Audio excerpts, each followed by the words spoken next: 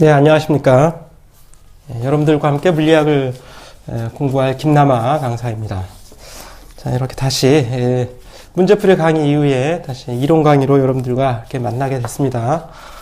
문제풀이 강의를 들으신 분들도 있고, 이제 차후에 들으려고 이제 준비하시는 분들도 있겠죠. 일단은 기본 이론이 돼야지만 문제도 잘 풀 수 있고, 또 문제풀이에 자신감이 또 생길 수도 있습니다.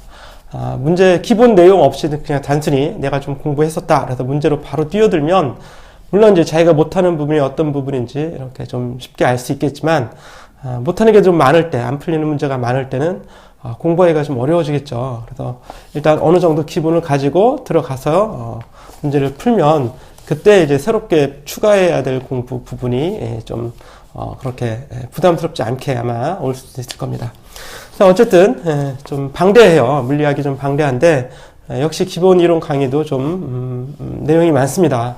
하지만 좀 되도록이면 줄여서 여러분들이 조금 부담이 덜 될 수 있도록 이렇게 강의를 하고, 추후에 기회가 된다면 어려운 부분만 좀 난이도가 높은 부분만 조금씩 모아서 아주 간단한 강의를 한번 만들어 보는 것도 좋을 것 같아요. 이게 쉬운 강의, 어려운 강의를 다 묶어서 너무 방대하게 시간을 많이 이렇게 시수를 늘려가면 아마 이 진도 다 빼기도 좀 너무 벅찰 것 같고, 강의 들으시는 분들도 그게 어쩌면 좀 많이 부담이 될 수 있을 것 같습니다. 그래서 그렇게 어렵지 않으면서도 필수적으로 공부해야 될 부분, 이것들을 기본 이론 강의 시간에 한 40에서 50시간 정도 그 정도의 내용을 편성을 하고, 추후에 다시 한번 기회를 봐서 좀 난이도 높은 내용 그리고 또 문제풀이 이런 것들을 병행해서 한 강좌를 만들어 보는 그런 형태로 한번 진행해 보도록 하겠습니다. 일단 시작은 1장부터 시작을 하는데요. 먼저 여러분들이 이제 수험생이잖아요. 그래서 수험생이 물리학을 공부해야 되는 가장 좋은 효율적인 방법, 이런 것들이 어떤 것이 있는지 좀 알아보고, 또 그 전에 물리학이란 어떤 과목인지 이런 것들 간단히 살펴보고 가겠습니다. 너무 길게 하면 또 공부하기 전에 지치는 경우도 있으니까 간단히 좀 살펴보고 이렇게 가도록 하죠. 간단히 살펴봐도 좀 이렇게 말이 길어지면 좀 내용이 좀 시간이 약간 좀 1시간 정도 걸릴 수도 있어요. 그러니까 좀 잘 보시고 어떻게 공부해야 될지, 공무원 물리학이라는 건 무엇인지 조금 좀 감을 잡으시기 바랍니다. 일단 물리학을 말씀을 드리죠. 여러분들이 물리학에 대해서 많이들 어려워하시죠. 물리학 공식도 많고 수학도 해야 되고 또 공부할 것도 많고, 이게 물리 공부하는데 가장 벽이 되고 있죠. 가장 큰 벽이 되고 있습니다. 첫 번째, 공부 양이 많다. 일단 양이고 질이고 간에 양이 많다. 양이 너무 많다. 그래서 금방 지치는 거죠. 그죠? 어느 정도 가기도 전에 미리 지쳐서 다시 하기 싫은 그런 형태가 이제 돼버리는데, 그거는 이제 공부를 자유스럽게 하는 사람들의 몫이에요. 그렇죠? 우리는 여러분은 일단 공부를 하려고 온 사람들이잖아요. 그리고 안 하면 그걸 끝을 내야 돼요. 이 시도를. 그렇기 때문에 양이 많아도 일단 해야 됩니다. 일단 그렇고, 두 번째는 어렵다는 얘기예요. 내용이 그렇게 호락호락하지가 않다. 외우거나 또는 많이 공부했다고 해서 결과가 비례하는 그런 형태가 절대로 아니죠. 그래서 이제 또 역시 지치게 되는 거고, 세 번째로 수학이다. 수학을 기피하시는 분들이 많이 있죠. 수학에 숫자만 나와도 괜히 뭔가 하기 싫어하고, 하지만 공무원 물리학을 하는 사람들은 되게 이공계일 겁니다. 물론 이제 특별한 경우에는 물리를 좀 약간 안 하는 그런 분야도 좀 있긴 하죠. 그래서 수학적이고 방정식, 함수 이런 게 나오기 때문에 조금 여러분들의 머리를 약간 복잡하게 하는 그런 형태가 될 수 있습니다. 그래서 이게 바로 뭐죠? 양과 질. 그죠? 이 두 가지 측면에서 여러분들이 많이 어려워하고 있고, 네 번째로는 적당한 교재가 그렇게 많지 않고, 그리고 좋은 강의도 그렇게 많지 않다, 이런 얘기예요. 어떤 교재를 가지고 공부를 해야 할지, 예를 들어서 대학 교재를 가지고 공부를 하는 분들이 많이 있는데, 대학 교재 중에서도 시험에 안 나오는 부분들이 있어요. 그런 것들은 너무 열심히 공부하면 낭비죠. 일단 그렇죠? 공무원 시험에 대해서 낭비입니다. 물론 머릿속에 지식을 쌓는 데는 낭비라는 게 없겠지만, 강의도 그렇죠. 어떤 강의를 들어야 될지.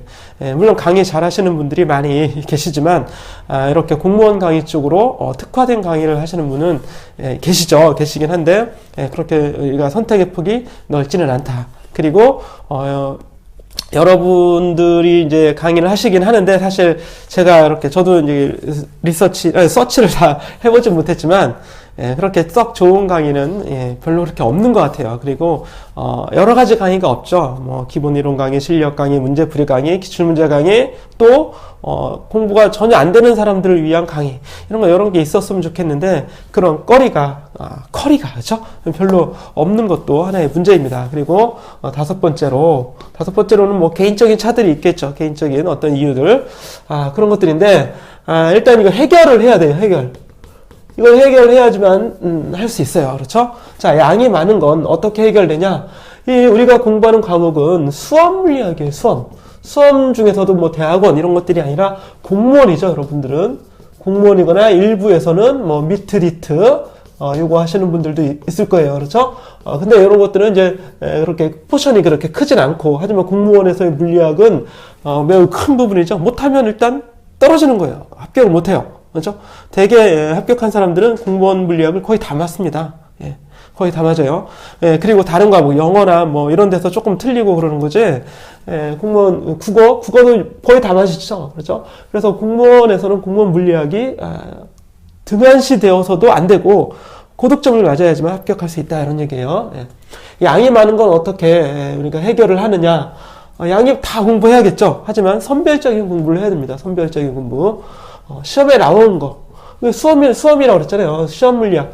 시험 문제에 나오는 것들만 공부를 해야지. 너무 변방에 있는 거, 이런 것까지 공부해서, 뭐 전국구가 되려고 하는 것도 아니잖아요. 그렇죠? 물리학 박사 되려고 하는 게 아니니까 선별해서 공부하자. 두 번째, 어렵지만 해결점이 있다. 공식을 외우자, 이런 얘기예요. 공식.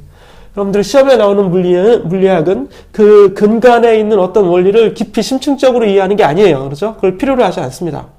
그래서 닥쳐있는 문제, 어떤 짧은 문제로 주어지죠. 긴 문제도 아니고 짧은 문제로 주어지는 방정식 하나 또는 법칙식 하나 가지고 문제를 풀 수 있어요.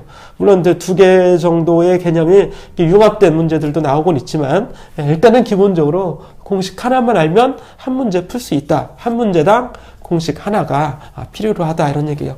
문제 20문제잖아요. 물론 내용은 많지만 기본적으로 20문제니까 일단 적게 외워도 문제를 풀 수 있다, 이런 얘기예요. 그렇게 좀 마음을 좀 일단은 쉽게 가지고 가자. 수학도 어려운 수학이 아니에요. 다 곱하기, 나누기, 더하기, 빼기로 되어 있는 사칙 연산 수학입니다. 개 중에 약간의 기초 미분, 어려운 미분이 아니라 미분 방정식을 풀거나 이 정도까지 어려운 건 아니고, 기초 미분, 예를 들어서 미분이 뭐 기울기라는 의미죠. 얼마큼씩 증가하는가, 1초당 얼마나씩, 또는 x당 y는 얼마나 증가하는가, 이런 기본적인 미분 기울기에 대한 그런 개념 정도는 알아주시면 되겠고, 교재는 이제 해결됐죠. 그렇죠? 뉴맥스 물리학이 있으니까 교재는 해결됐습니다. 물론 더 많은 교재, 더 다양한 교재들을 만들고 싶지만, 일단 급한 불부터, 그렇죠? 기본 이론 강의, 문제풀이 강의 이렇게 하고, 나머지는 다시 또 여러분들의 요청이나 아니면 저의 또 계획이 있을 때 다시 또 한번 만들어 보도록 하겠습니다. 그리고 다섯 번째, 개인적인 이유로 물리를 못하는 사람들이 있어요. 왜냐하면 다른 과목에 치중하느라고 물리를 조금 약간 안 할 수도 있고, 또는 어떻게 시간 조절을 하다 보니까 이제 물리가 조금 시간을 시험에 임박했을 때 물리가 좀 안 될 수도 있고, 이런 게 있죠. 이런 것들은 개인적인 어떤 시험의 계획에 있어서 그 해결을 해야 되는 문제고, 가장 중요한 건 1, 2, 3번이에요. 1, 2, 3번. 그렇죠? 이런 것들. 자, 이렇게 이제 물리가 어려운 이유가 이렇게 있었는데, 자세히 한번 들어가 보죠. 그럼 물리학이란 어떤 과목이고, 시험에서는 어떻게 출제가 되는가. 그래서 출제 포인트가 무엇인지 여러분들이 알고 있어야 됩니다. 물리학에서의 출제 포인트. 그러기 위해서는 물리학의 전반적인 과정이 어떻게 되는지 이렇게 알고 있어야겠죠. 자, 물리학은 일단 이렇게 여러분들이 물리학 책을 펴면 처음에 기초 역학부터 시작해요. 역학 중에서도 기초 역학. 역학은 일단 처음부터 끝까지 계속 역학이죠. 물리학 자체라는 게 역학입니다. 역학이 물리학의 사실 다른 이름이에요. 물리학이라는 건 물질들 간의 어떤 상호작용을 설명하는 건데, 물리학에서 상호작용이라고 하는 건 바로 힘 물리학이랍니다. 힘. 그러니까 이 힘을 연구하는 분야가 바로 역학이 되겠죠. 뭐 사주역학 이런 거 말고 물질들 사이에, 물체들 사이에 입자들 사이에 작용하는 어떤 관계, 이런 게 있기 때문에 우주가 만들어진 거고, 그리고 이렇게 세상이 돌아가는 거겠죠. 그래서 세상에 돌아가는 자연 원리를 설명하는 겁니다. 그거를 우리가 줄여서 역학이라고 얘기를 하는 거예요. 그렇죠?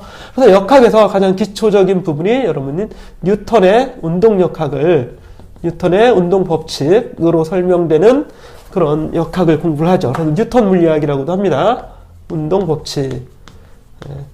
오래됐죠. 오래됐기 때문에 고전 물리학이에요. 고전 물리학. 물론 고전 물리학이 뉴턴의 운동 법칙만 있는 게 아니죠. 다양한 물리학들이 있는데 그 중에서 일반 물리학에서 대학 1학년 과정에서 또는 공무원 시험 과정에서 나오는 물리학은 뉴턴의 운동 법칙이 주요하게 적용이 되는 것들입니다.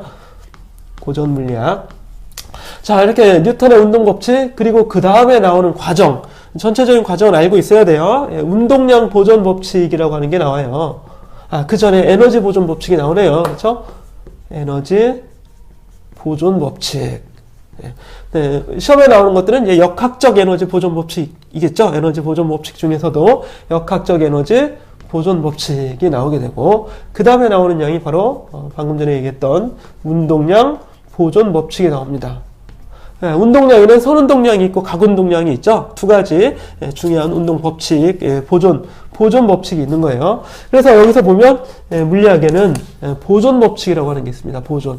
어떤 양이 보존된다. 에너지는 항상 같아야 된다. 운동량은 항상 같아야 된다. 어떤 이벤트가, 어떤 사건이, 어떤 물리적인 현상이 일어나기 전과 후에 그 유지되는 것들이 무엇이냐. 에너지와 운동량이다. 이런 얘기요. 힘이 유지되거나 속도가 유지되거나 이런 게 절대로 아니죠. 유지되는 근거 또는 자연을 해석하는 근거가 바로 에너지 보존 법칙하고 선운동량, 각운동량 보존 법칙이라는 거예요.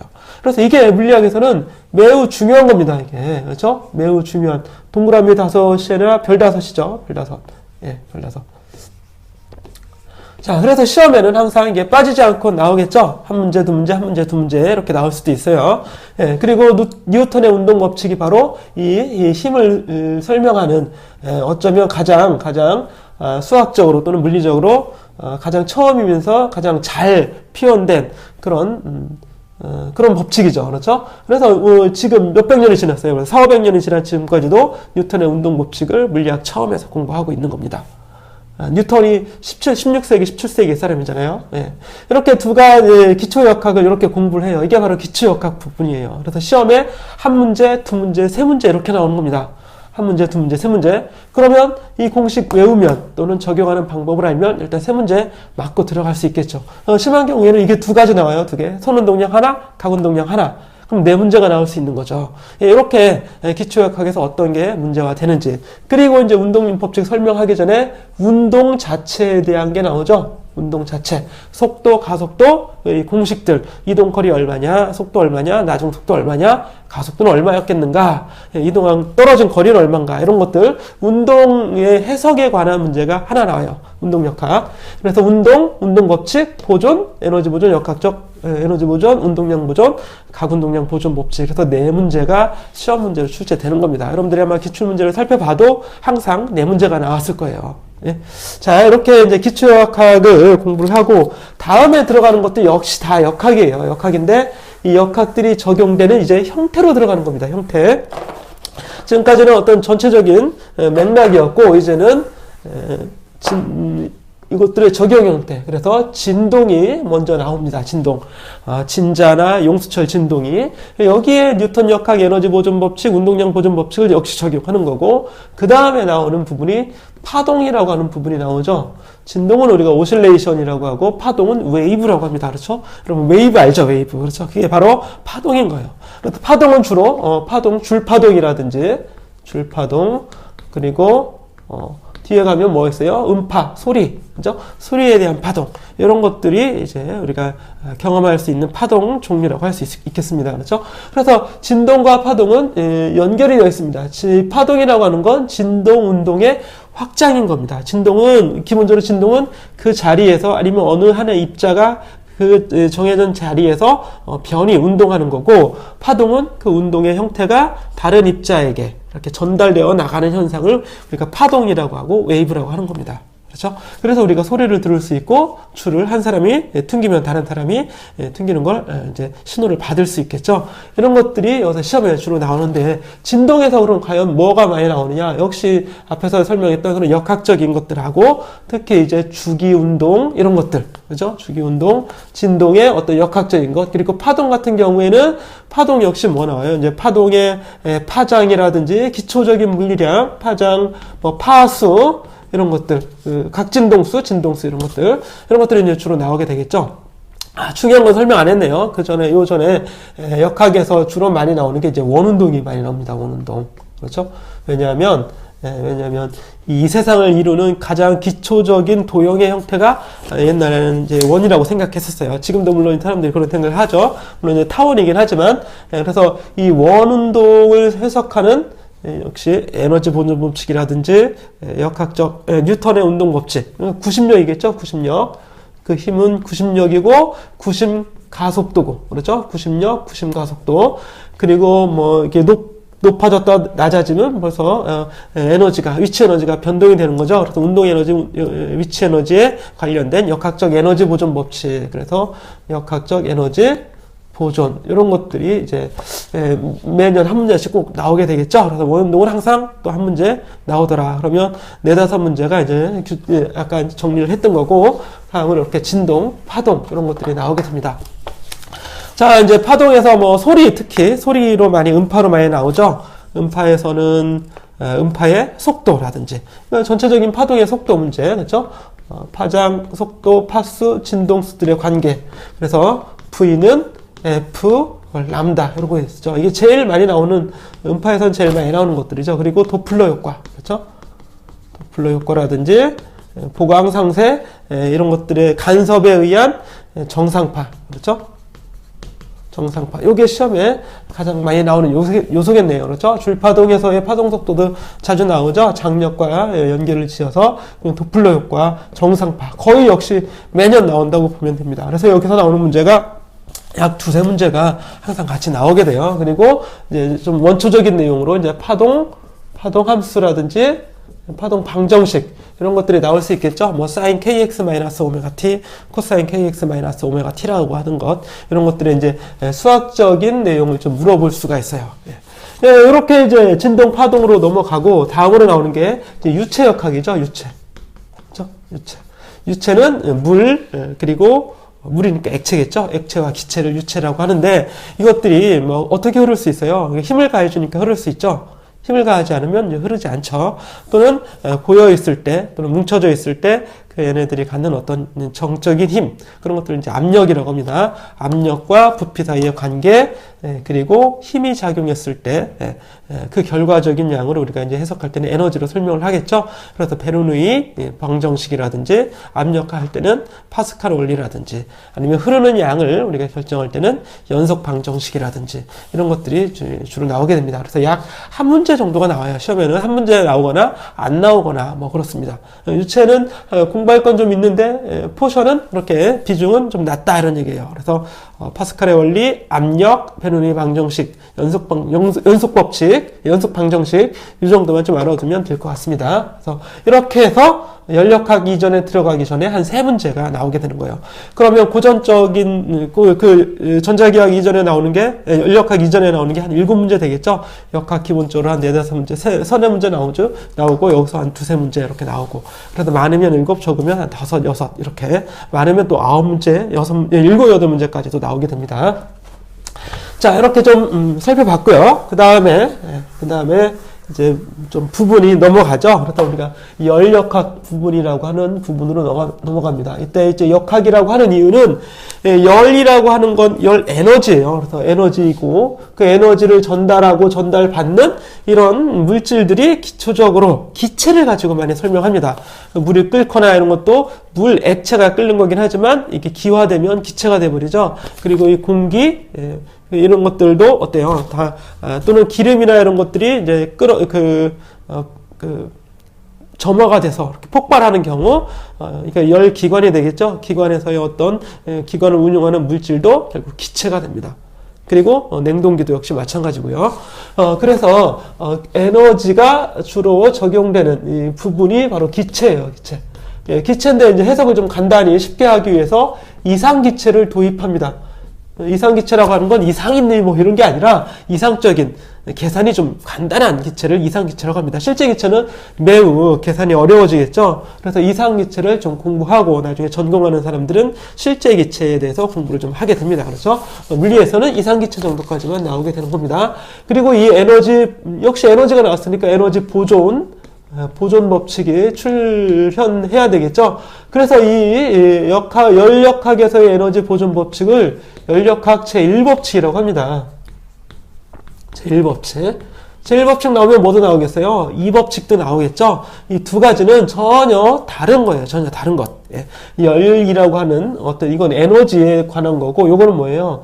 어떤 에너지나 이 세상의 운영, 원리에 대해서 얘기를 하고 있는 겁니다. 그래서 열역학 2법칙, 1법칙은 좀 내용이 다르고, 이 내용을 알아둬야 되고 이것들이 적용되는 걸, 특히 열역학 제1법칙은 제1법칙의 적용 과정에서 공부를 해야 됩니다. 그래서 이상기체 따로 공부해야 되고, 또 이것이 적용되는, 어디에 적용돼요? 이상기체에 적용되었을 때 적용되는 조건이 여러 가지 있죠. 등온 과정, 등적 과정, 등압 과정.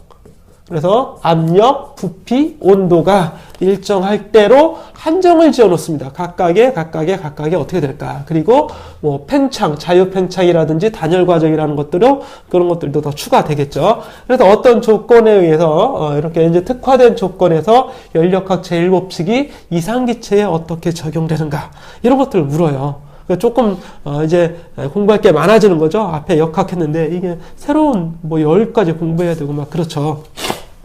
자, 이렇게 좀 보시고, 그래도 시험에 많이 나오는 건 특히 이런 것들이에요. 이런 것들. 등온, 등적, 등압 과정에서 어떻게 변할까? 압력이 변하면, 부피가 변하면, 온도가 변하면 다른 물리량들은 어떻게 변할까? 이런 것들을 물어보는데 그걸 푸는 소재가 뭐예요? 푸는 도구가 바로 열역학 제1법칙과 이상기체에 관련된 법칙으로 푸는 겁니다. 이상기체 PV는 NRT죠. 요거하고 열역학 제1법칙을 잘 결합할 줄 알면 이 문제들을 풀어낼 수 있고, 가끔 또 나오는 게 엔트로피죠. 엔트로피. 네, 여러분 합격하면 트로피를 받겠죠. 네, 여기는 엔트로피라는 게 있습니다. 엔트로피라고 하는 게 우리말이 없어요. 그래서 이거의 뜻을 알기가 좀 처음 듣는 사람들은 좀 어렵죠. 그래서 엔트로피, 영어여서 어려운 게 아니라 영어권에 있는 사람들도 엔트로피라는 말을 그렇게 잘 이해하지는 못합니다. 이게 좀 철학적이고 좀 물론 우리는 물리적이긴 하지만 철학적이고 여러 가지 내용을 내포하고 있기 때문에 좀 어려운 내용이 될 수 있고, 또 이 법칙에서 자주 나오는 게 엔트로피와 이제 열기관이죠. 기관의 효율 문제가 또 나옵니다. 그래서 요거 두 개 중에도 하나는 꼭 나온다. 예, 하나는 꼭 거의 나오는 거예요. 꼭 나온다고 해서 100% 나온다. 그런 게 아니라 한 90%의 확률도 나오고 있고, 이거는 꼭 나오죠. 100%의 확률 나옵니다. 이 중에서 한 가지. 그렇죠? 그래서 열역학 제1법칙, 이상기체, 등온, 등적, 등압 과정, 이런 것들이 결합된 한두 가지. 그리고 여기 어떤 열적 현상들이 있죠. 기초적인 내용이에요. 열 팽창이라든지 온도의 정의 있죠? 이게 섭씨 온도는 얼마냐, 절대 온도는 얼마냐, 화씨 온도는 얼마냐, 이렇게 온도, 이건 단위에 관한 문제죠. 온도 문제라고 할 수 있지만 단위에 들어있는 문제고, 열 팽창 문제, 그리고 열 에너지의 전달에 관한 문제, 열 전달, 전도 대류 복사, 이런 것들 있잖아요. 그렇죠? 특히 복사 문제가 많이 나옵니다. 복사 문제. 그래서 열 전달에서 복사 문제. 그래서 시험 문제 나올 건 역시 많아요. 하지만 세네 문제, 서너 문제가 시험에 두세 문제나 서너 문제가 시험에 항상 출제가 됩니다. 그럼 이제 한 10문제가 거의 나온 거죠. 그렇죠? 역학에서 진동, 파동까지 해서 유체까지 해서 7, 8문제가 나오고, 여기서 두세 문제가 나옵니다. 그렇죠? 약 3문제. 그러면 한 10문제 정도가 이제 나오게 되는 거예요. 그럼 20문제 중에서 1문제 나왔으니까 여러분 반 맞은 거죠. 그러면 과락은 면할 수 있겠죠. 여기까지만 공부해도 과락은 면합니다. 예. 그리고 여기에 추가적으로 조금 더 하면 다른 것도 맞을 수 있는 거잖아요. 그렇죠? 물리를 너무 많은 분야를 너무 어렵게 공부해야 된다. 그렇게 보는 거는 처음에 아니면 문제를 잘 못 푸는 사람들의 핑계거리일 수도 있다. 이런 얘기예요. 공부 방법이 잘못되어 있기 때문에. 자, 그리고 이제 이 다음으로 넘어가서 뭐가 나와요? 그렇죠. 전자기하학이 이제 나오죠. 전자기하학. 물리학에서 이제 전기와 자기. 그래서 합쳐서 전자기학이라고 합니다. 전기와 자기는 역시 이제 여기에 전기역학이 나오죠. 역학. 그래서 전기력. 그리고 자기장 가면 자기력. 전기에서는 전기 역시 에너지가 나오겠죠. 역학. 그리고 자기에서는 자기 에너지가 나옵니다. 그렇죠? 이렇게. 전기력 F, 쿨롱 포스, 자기력 QVB, ILB 이런 것들이죠. 자기장 속에서 전하가 받는 힘, 자기장 속에서 전류가 받는 힘, 전하와 전하 사이의 힘, 전기장 속에 전하가 있을 때 그 전하가 받는 힘, 그리고 전기 에너지, 전기 위치 에너지에 관해서 나오게 되고, 그 전기 위치 에너지 바로 전위죠. 전위. 위치 에너지의 에너지를 뺀 개념이 바로 전위가 되겠죠. 이런 것들이 좀 나오고 있어요. 그렇죠? 그래서 이런 역학관계 문제들을 좀 풀어보면 되겠고, 여기에서는 뭐 내용이 많이 있죠. 많이 있어요. 하지만 하나하나씩 보면서 하는 수밖에 없겠죠. 특히 시험에 제일 많이 나오는 게 바로 뭐겠어요? 바로 축전기입니다. 이것들을 다 설명할 수 있는 하나의 어떤 실제적인 또는 실용적인 그런 장치죠. 그래서 많이 쓰는 장치, 부품. 그래서 이게 축전기니까 축전기에 저장된 전기 에너지, 축전기의 전위, 축전기 속의 전기장. 전기장을 안 썼네요. 전기장. 그렇죠? 이런 것들. 그리고 축전기를 연결한 회로, 그리고 회로로 가면, 이제 저항회로하고 RC 회로가 있죠. 축전기와 저항이 같이 연결된 이런 회로들의 특징. 이런 것들에 대해서 공부할 게 너무 많아요. 여기서는요. 그렇죠? 자기력에서는 자기력과 자기장이 나오겠죠. 자, 그래서 자기력, QVB, 자기력의 방향, 크기, 자기장은 어떻게 만들어요? 전류에 의해서 만들어지죠? 전류 주위의 직선 자기장, 그리고 그 전류의 평행 전류 도선 사이에 작용하는 힘, 그리고 자기 에너지는 많이 나오진 않죠. 그리고 이런 것들을 이제 결합해서 바로 전자기 유도, 즉, 패러데이 법칙이죠. 패러데이의 유도 법칙, 그렇죠?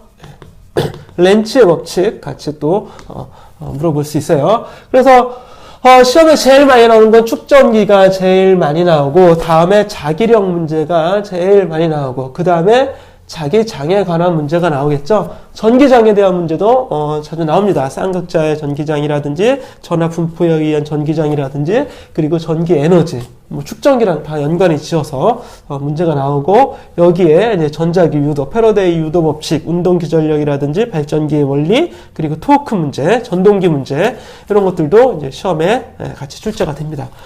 그래서 자기장을 꼭 알아둬야 돼요. 자기장이 가장 많이 나옵니다. 축전기와 자기력과 자기장. 이게 제일 많이 나와요. 제일 많이. 전기장보다는 자기 문제가 조금 더 많이 나옵니다. 여기 패러데이 원리까지 같이 이제 묶어서. 그렇죠? 그래서 이제 여기서는, 여기까지 왔으면 이제 해야죠. 물리를. 끝장을 봐야 됩니다. 연력학까지 했으면 당연히 전자기학 들어가야 되고, 전자기학 들어왔으면 물리는 이제 다 한 거나 마찬가지예요. 사실 여기까지 하면 시험 문제의 80, 90%까지는 다 나온 겁니다. 그렇죠? 여기서 한 4문제 나오죠. 전기력, 축전기 문제, 저항 문제, 4문제, 5문제까지도 나올 수 있겠네요. 그렇죠? 5문제. 자, 이렇게 좀 간단히 설명하겠습니다. 더 자세히 하고 싶은데, 그때 공부 가서, 이제 본문에 들어가서 공부해보도록 하고, 다음에 나오는 게 이제 현대물리학 분야예요. 현대물리학 분야. 자, 현대물리라고 하는 이유는 20세기 이전의 물리학을 고전 물리학이라고 하고, 20세기 이후에 새롭게 이제 대두된 그 이전에 풀지 못했던 걸 사람들이 이제 풀려고 노력하고 풀어냅니다. 그래서 풀어내는 그 물리학을 이제 현대 물리학이라고 합니다. 그래서 마던 피직스라고 얘기하고, 현대 물리학은 크게 한 2-3가지 부분으로 나눌 수 있는데, 첫 번째, 그러면 상대성 이론, 그죠? 너무나 잘 알고 있는 아인슈타인님께서 만드신 상대성 이론이 있죠. 특수 상대성 이론, 일반 상대성 이론 이렇게 있는데, 시험에 나오는 건 특수 상대성 이론이 나옵니다. 그래서 딱 2가지죠. 길이 수축, 시간 지연 길이 수축, 상대 속도, 그리고 에너지 이렇게 나오는 거예요. 그래서 운동과 에너지 이렇게 분리될 수 있어요. 운동과 에너지. 물론 완전히 분리되지 않죠. 왜냐하면 에너지에 운동 에너지라는 게 들어가니까. 근데 여기서 얘기하는 운동은 이제 운동 해석을 얘기하는 겁니다. 역학적인 관계죠. 그래서 운동 역학에서는 속도, 특히 상대 속도, 그렇죠? 속도가 나와요. 운동량과 속도. 운동량보다는 속도 물어보죠. 두 개의 우주선이 서로 마주보면서 움직이고 있다. A가 본 B의 속도는 얼마냐? 이런 얘기죠. 예. 빠른 속도로 움직이고 있을 때의 상대 속도 구하는 것. 로렌츠 속도식이라고 합니다. 로렌츠 공식에 의해서 속도를 구해내면 되고, 그리고 그 전에 나오는 게 이제 시간 지연이라든지 길이 수축. 이런 거 간단히 물어볼 수 있겠죠? 시간이 얼마나 지연되고 늘어나는가. 확장이라고도 하죠. 시간 확장, 길이 수축. 이런 두 가지. 특히 속도가 많이 나옵니다. 이게 가끔 이제 문제화 되겠죠. 그리고 에너지. 상대론적 에너지를 얘기하는 겁니다. 상대론적 에너지. 그래서 에너지 삼각형을 그린다거나 상대론적 에너지를 구한다거나 뭐 이런 거 있었죠. 정지 에너지라거나. 그래서 그 에너지 문제가 같이 이제 나올 수 있습니다. 둘 중에 한 문제가 이제 점점 나오고 있죠. 거의 매년 이제 나오려고 하고 있어요. 그렇죠? 한 4년에 3번 이렇게 나오니까 거의 매년이죠. 그렇죠? 예. 잘 공식만 알아두면 돼요. 상대성 이론은 어려워요. 어렵기 때문에 여러분들이 이걸 내가 교과서를 샅샅이 공부해서 이해해야겠다. 이건 너무 무모한 일입니다. 예. 너무 무모하기 때문에 그거는 시험 합격하고 나서 열심히 상대성 이론 공부해서 머릿속을 채우세요. 예. 그러면 됩니다. 아인슈타인도 열심히 감상하고 아인슈타인 전기 같은 거 있죠? 이런 거 좀 읽어보시고 시험 합격하고 나서 저한테 얘기하시면 제가 좋은 서적 추천해 드릴 수 있습니다. 자, 그 다음으로 이제 양자역학이죠. 양자물리학 또는 양자역학 이렇게 얘기합니다. 자, 양자역학은 100% 역시 시험 비중이 아니라 시험 출제가 100%입니다. 항상 나오죠, 항상. 그래서 분야도 되게 많아요. 여러분 가장 많은 게 뭐예요? 광전, 효과, 시험에 나오는 것들, 컴퓨턴, 산란. 컴퓨턴 효과, 컴퓨턴 산란이죠. 물리에서 산란은 맞고 튀어나가는 걸 충돌에 관한 걸 산란이라고 하고, 광전 효과 여러분들이 너무나 잘 알고 있죠. 역시 누구의 업적이에요? 아인슈타인의 업적입니다. 헤르츠 이런 사람들이 실험을 했지만 발표를 한 사람은 그 법칙 이론을 발견한 사람은 바로 아인슈타인이 되겠고, 아인슈타인의 도움을 얻은 사람은 바로 플랑크죠. 플랑크. 자, 이렇게 이제 제일 많이 나오는 거예요. 제일 많이 나오는 거. 그래서 이것들은 주로 의미를 물어봅니다. 의미. 그리고 실험 과정 어떤 결과가 나올지 의미에 역점을 두고 있다. 양자역학은 이제 새로운 거죠. 새로운 거기 때문에 그 의미를 여러분들이 잘 알아야 된다 이런 얘기예요. 그리고 나오는 게 뭐예요? 바로 보어의 원자이론이죠. 보어의 수소 원자이론. 원자가 어떻게 생겼는지, 어떤 원리인지, 어떤 에너지를 가지는지, 어떤 상태를 가지는지, 이거 보어가 잘 체계적으로 설명을 해놨죠. 수소 원자 이론도 매년 한 문제 꼭 나옵니다. 예, 꼭 나오니까 잘 알고 있어야겠죠. 이 둘 중에 하나 매년 한 문제 꼭 나오죠. 그럼 여기서는 100% 두 문제가 나오는 거예요. 그렇죠? 그래서 양자역학 두 문제, 상대성 이론 한 문제. 가끔 가다 뭐 나와요? 물질파 나옵니다. 물질파, 드브로이 물질파. 그래서 물질파와 운동량, 에너지까지, 상대론적 에너지까지 같이 연관을 지을 수도 있어요. 이제 나중에 좀 공부가 되고 나서 좀 하시면 되겠고. 그리고 이중성, 물질의 또는 빛의 이중성, 이런 것들 나오는 거죠. 예. 자, 그러면 이제 세 문제, 두 문제 나오게 되겠죠? 이렇게 나오게 돼요. 자, 양자역학까지 쭉 이제 한 다음에, 그 다음에 뭐가 나오죠? 핵하기 전에 빼먹은 게 있네요. 그렇죠? 예, 이렇게 빼먹은 게 있어요. 뭐였어요? 광학이죠, 광학. 그렇죠? 광학. 광학을 왜 빼먹었을까요? 광학은 크게 빛에 대한 기본 이론. 그래서 반사와 굴절. 이렇게 나오죠. 특히 시험에 뭐가 꼭 나와요? 굴절 법칙. 슈넬의 굴절 법칙이 이것도 역시 100%예요. 그러니까 시험에 100%로 나오는 게 있다. 그 얘기는 공부하기가 쉽다. 이런 얘기예요. 왜? 그거 알고 있기 때문에. 그렇죠. 그래서 굴절 법칙이 꼭 나와주죠. 꼭. 이건 별 5개 쳐도 지나치지 않습니다. 굴절 법칙이 응용된 전반사 문제. 그렇죠? 내부 전반사 문제가 역시 같이 나옵니다. 따로따로 나오기도 하지만 같이 요게 이렇게 적용된 거니까 한 문제만 내도 되겠죠? 내부 점에서 한 문제로. 그래서 광섬유라든지 빛의 굴절이 어떤 각으로 굴절될지 각도 문제를 물어보겠죠? 굴절 법칙 안에 각도가 들어가 있으니까. 예, 이거 매우 중요합니다. 간단해요. 매우 중요하고 간단하고 공식도 매우 간단하니까 한 문제 맞으라고 주는 문제니까 잘 공부해둬야겠죠? 그리고 두 번째로 나오는 게 빛에서 나오는 게 뭐였죠? 반사와 굴절에서 기하광학이죠? 기하광학, 예, 렌즈. 여기서는 렌즈와 거울. 그렇죠? 렌즈와 거울, 평면 거울과 얇은 렌즈. 주로 이런 문제가 나옵니다. 볼록 렌즈를 써야 될지, 오목 렌즈를 써야 될지, 초점거리 얼마인지, 특히 상을 찾는 것. 결상 방정식이죠? 결상 방정식. 상과 물체 사이, 초점거리 사이의 관계, 그리고 거울의 현상. 이게 오목거울이냐 볼록거울이냐 어떤 상의 특징이 있는지 역시 결상 방정식을 대입을 해서 우리가 풀어내면 됩니다. 그래서 역시 공식에 잘 대입하고 공식도 매우 간단하죠. 그래서 두 문제 역시 시험에 출제가 됩니다. 그리고 또 마지막으로 나오는 게 간섭과 회절이라고 하는 파동광학 분야죠. 간섭, 회절. 예, 특히 간섭에서는 뭐가 나와요? 방막 간섭이 매년 또 시험에 잘 나오죠. 그래서 반사를 최소화할 수 있는 조건, 최대화할 수 있는 조건. 그래서 이 방막 간섭이 나오고 뭐 이중 슬릿이라든지 이런 것 같이 또 나오게 되겠죠. 그래서 이 간섭의 조건이죠. 상쇄할지 보강할지 경로차에 또는 위상차에 의한 그런 간섭의 결과 여러분들이 파악을 해야 됩니다. 매우 중요합니다. 예. 그리고 회절 시험에 나올 수도 있고 안 나올 수도 있고 잘 안 나오죠. 회절은 특히 단일 슬릿의 회절은 잘 안 나와요. 예. 그래서 일단 시험에 나온다 그러면 간섭이 시험 문제에서 많이 나오고 거의 대부분을 차지하게 됩니다.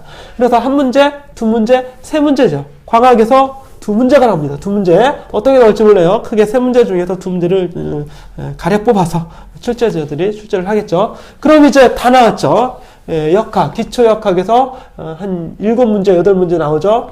그리고 열역학에서 두세 문제 나오죠. 그 다음에 뭐였어요? 전자기하학에서 약 서너 문제 나오죠. 4문제라고 합시다. 그리고 뭐예요? 양자역학에서 2문제, 그리고 상대성 이론에서 1문제. 그럼 맥시멈 뭐예요? 7, 17, 18이죠. 18. 그렇죠? 이렇게 나오는 거예요. 이렇게. 그리고 이거 말고 그냥 물리에 대한 기초적인 어떤 것들 한두 문제 이렇게 나오고 다음으로 마지막에 핵에서 1문제가 나옵니다. 예. 핵은 주로 시험에 나오는 게 뭐예요? 방사선이죠. 방사능. 액티비티 또는 방사선, 알파, 베타, 감마선, 그리고 핵의 붕괴. 핵의 이용은 이제 핵 발전이겠죠? 핵 발전에 관한 거. 이런 것들이 이제 시험에 나와요. 특히 이제 핵 붕괴, 반감기라든지 이런 거 이제 곁들여서 문제화 되는 게 한 문제 있습니다. 알파, 베타, 감마, 핵 붕괴, 핵 이용, 핵 에너지, 이런 게 되겠죠. 그러면 20문제가 만들어져요. 20문제가. 이렇게 이제 시험 문제를 내게 됩니다. 그러니까 여러분들이 공부를 할 때도 어떤 걸 가장 중요시, 물론 다 중요하지만 이게 시험에 잘 나오는 건지 안 나오는 건지 일단 알고 해야겠죠. 시험에 나오는 확실한 것들만 공부한다고 하더라도 한 5, 60점 그냥 맞을 수 있어요. 그냥 그렇게 오래 공부하지 않더라도. 예. 그렇게 해야지 처음부터 1장부터 내가 샅샅이 밑줄 그어가면서 다 공부하고 방정식 다 외울 거야 이렇게 이제 포부를 가지고 가지만 어때요? 한 4, 5장 가면 이제 야 물리가 역시 어려운 거였구나. 공무원이 쉬운 게 아니구나. 그렇죠? 예. 예. 하지만 한 쉽게 가는 방법이 있습니다. 이렇게 알고서 그러니까 그런 거 있죠. 지도에도 뭘 표시하잖아요. 그럼 중요 지역들 이렇게 빨갛게 표시해서 여기는 꼭 가야 되는 곳 이렇게. 여러분 여행지 같은 거 어때요? 대한민국 지도 펴놓고 우리가 꼭 가야 되는 여행지 몇 군데 딱 있잖아요. 그렇죠? 그러니까 여행하는 사람들 또 산행하는 산 가는 사람들 어때요? 꼭 가야 되는 산 몇 개 이렇게 있죠. 근데 그걸 안 가보거나 관심이 없을 때는 가까운 산부터 다 가봐야 되잖아요. 그거 너무 무모한 일이죠. 그렇죠?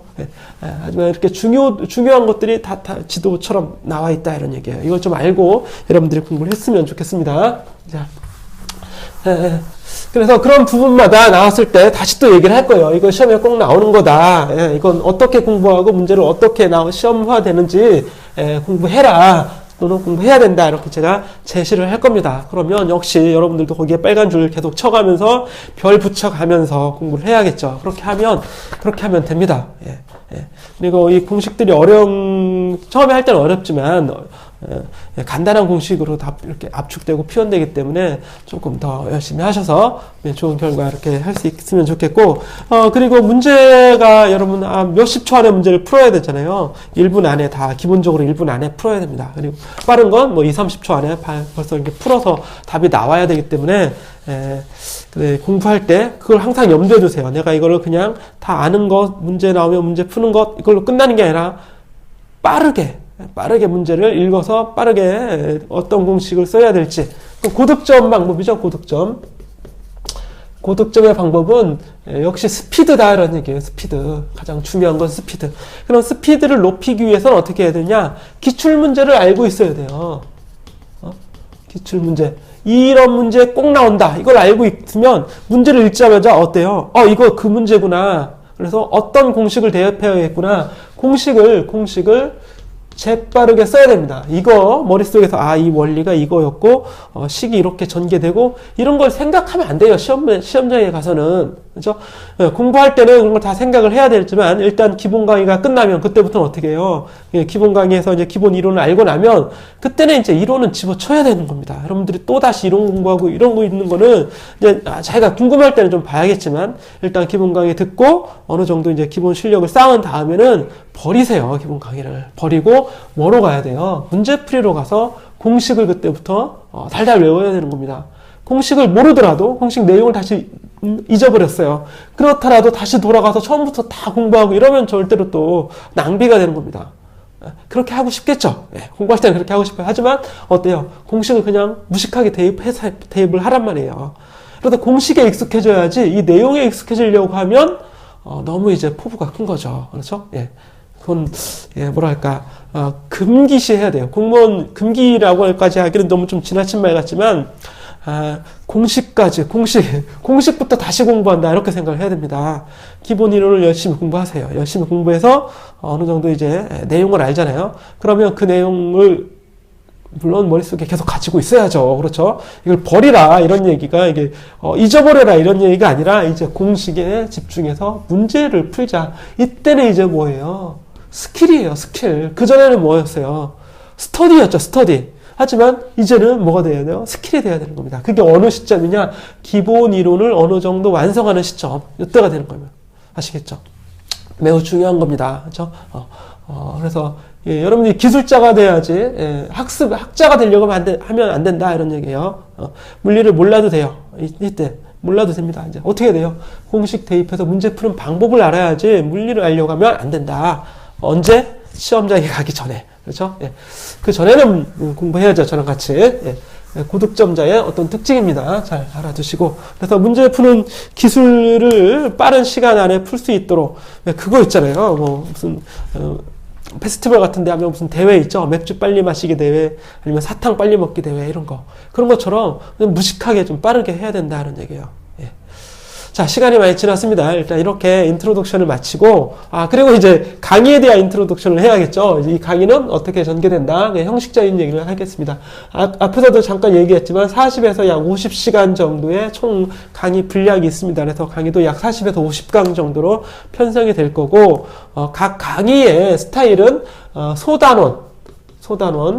소단원의 이론을 전반적인 이론을 공부합니다. 소단원의 이론을 공부하고 그 다음으로 예제를 풀어요. 예제, 필수 예제, 그리고 기출 예제를 풀어봅니다. 기출 예제 많이는 못 풀어요. 시간적인 제한이 있기 때문에 많이는 못 풀고 필수 기출 예제를 풀어보고 다음 소단원으로 이렇게 넘어가는 겁니다. 그렇죠? 소단원이라는 거는 건 작은 하나의 어떤 내용이죠. 작은 내용. 굴절 법칙, 아니면 반사 법칙, 아니면 전기력에 관한 것들 이렇게 하나하나 소단원. 그래서 소단원의 하나가 한 문제화 될 수 있다 이런 얘기예요. 한 문제 풀기 위해서 한 문제에 걸리는 이론, 예제, 기출 문제 이렇게 풀어보면 여러분들이 시험에서 어떻게 공부하는 가장 좋은 방법, 시험에 대비한 공부하는 가장 좋은 방법이 될 수 있을 것 같습니다. 이론 공부하고 문제 풀어서 일단락을 해야겠죠? 이렇게 그냥 진행하도록 하겠습니다. 강의할 때는 지금은 제가 빨리 이렇게 말을 하느라고 글씨도 빨리 막 지렁이 같이 썼지만 되도록이면 좀 글씨도 잘 쓰고 진하게 쓰고 이렇게 하도록 노력하겠습니다. 자, 이렇게 이제 첫 번째 강의 소개 강의를 마치고 잠시 후에 두 번째 강의 이제 본문으로 들어가서 공부해 보도록 하죠. 자, 잠깐 쉬세요.